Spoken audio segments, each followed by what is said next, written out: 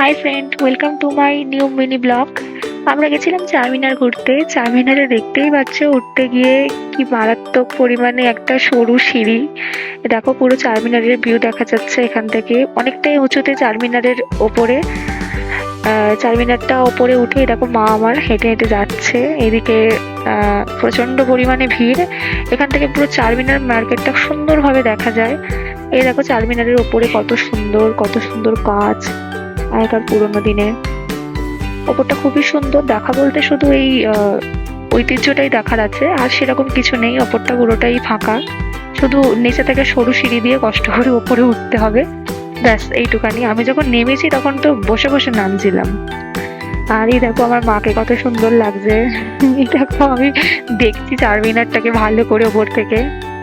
মা আমাকে একটু ভালোবেসে দিচ্ছে। মায়ের কিছু ক্লিপস, এই আজকে আমার চারমিনার ঘোরা হয়েছিল, এই কিছু মুহূর্ত তোমাদের সঙ্গে শেয়ার করলাম। ভালো লাগলে কমেন্ট করো, লাইক দিও, ফলো করে